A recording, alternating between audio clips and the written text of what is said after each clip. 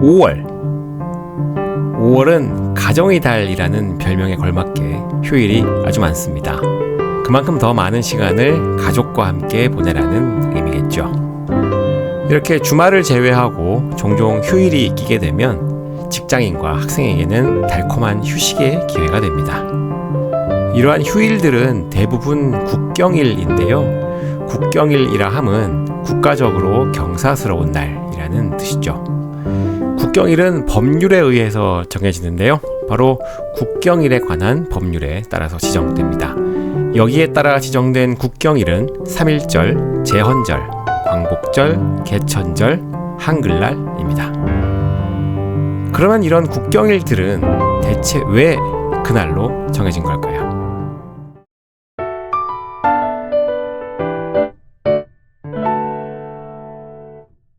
먼저 쉬운 것부터 시작을 해보겠습니다. 먼저 3.1절입니다. 3.1절은 1919년 3월 1일에 시작된 만세 시위를 기념하는 날이죠. 그리고 제헌절은 헌법이 1948년 7월 17일에 공포되었기 때문에 7월 17일입니다. 광복절은 1945년 8월 15일, 바로 그날 정오에 일본의 덴노인 히로히토가 항복을 공식적으로 선언하고, 그리고 그날부터 우리가 식민지에서 벗어났죠. 여기까지는 쉽습니다. 그러면 개천절은 왜 10월 3일일까요? 개천절은 하늘이 열린 날이라는 뜻이죠. 단군 왕검이 고조선을 건국한 것을 기념하는 날입니다. 그런데 이 날이 꼭 10월 3일이어야 하는 명확한 이유는 없습니다. 고조선은 수천 년 전에 있었던 국가인데 그 당시의 일을 날짜까지 정확하게 알 수는 없으니까요. 한반도 북부 지역에서 단군 왕검을 기리는 제사를 10월 3일에 지냈다라고 하는 설이 있기는 한데요. 그것도 명확한 근거가 있는 것은 아닌 것으로 보입니다. 다만 단군 왕검을 종교적으로 숭배하는 대종교에서 10월 3일을 기념한 것에 영향을 받았다고 하고요. 그에 따라 임시정부 시절부터 음력 10월 3일을 기념했고, 그것이 지금의 개천절로 이어졌습니다. 1949년에 국경일에 관한 법률을 제정하면서 음력 10월 3일을 양력 10월 3일로 정한 겁니다. 이것처럼 정확한 역사적 근거가 없는 것은 다른 기념일도 마찬가지입니다. 10월 9일 한글날도 아주 명확한 근거가 있는 것은 아닙니다. 물론 한글날 그 자체는 꽤 오래됐습니다. 한글날은 1926년에 처음 만들어졌거든요. 당시에는 한글날이 아니고 각야날이라고 불렀고, 날짜도 10월 9일이 아니고 음력 9월 29일이라고 한 겁니다. 조선왕조실록의 기사에 따라서 잡은 날짜라고 하는데요. 그런데 1940년에 경북 안동에서 훈민정음 해례본이 발견되면서 이야기가 많이 달라집니다. 이 해례본에는 한글의 창제 원리가 담겨 있는데요. 여기서 해례본이 발간된 때를 음력 9월 상순이라고 하고 있습니다. 그래서 이 기록의 기초에서 9월 10일을 양력으로 환산하니까 10월 9일이 나오더라는 겁니다. 그래서 10월 9일이 한글날이 된 건데요. 근데 여기서 따져보면 논리적으로 좀 이상한 부분이 있죠. 기록에는 음력 9월 상순이라고 했는데 이걸 굳이 9월 10일로 꼭 짚어야 될 이유는 없거든요. 이처럼 대부분의 기념일이 날짜의 유래가 불명확한 경우가 많습니다. 그저 오랜 시간 동안 그 날짜로 기념일을 지내오면서 관습적으로 날짜가 굳어진 경우가 많죠. 예컨대 어린이날이나 현충일은 서구 기독교 문화나 6.25 전쟁이 관련이 있다고 알려져 있지만, 이 역시도 반드시 그 날짜여야만 하는 필연적인 이유가 있었던 것은 아닙니다. 그러다 보니까 다소 엉뚱한 이유로 날짜가 정해진 경우도 있습니다. 먼저 어린이날을 보죠.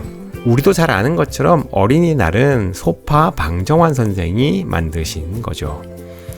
첫 번째 어린이날은 1923년입니다. 이때는 5월 1일이 어린이날이었습니다. 그런데 5월 1일은 노동절과 겹치죠.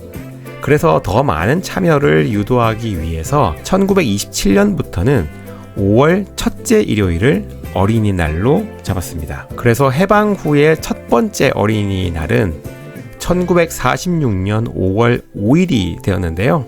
이걸 계기로 해서 또 다음 해인 1947년부터는 아예 날짜가 5월 5일로 고정이 되었고 그 날짜가 지금까지 내려온 겁니다. 스승의 날도 좀 엉뚱합니다. 스승의 날이 5월 15일이 된 것은 그날이 세종 임금의 생일이기 때문입니다. 600여 년 전 세종이 태어난 날이 1397년 음력 4월 10일인데요.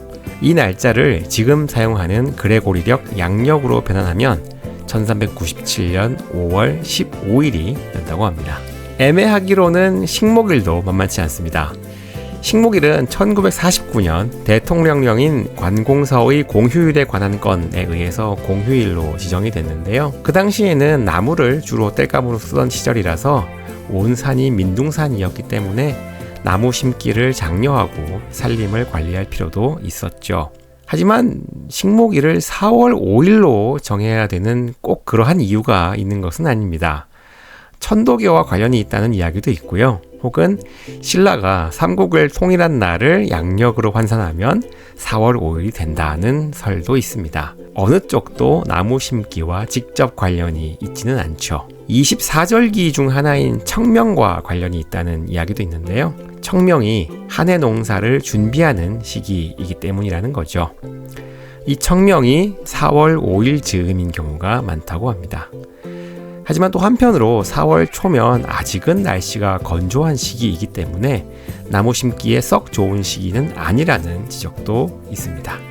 날짜와 그 의미가 많이 동떨어져 있다고 해서 날짜를 옮겨야 한다는 의견이 자주 나오는 기념일로는 국군의 날이 있습니다.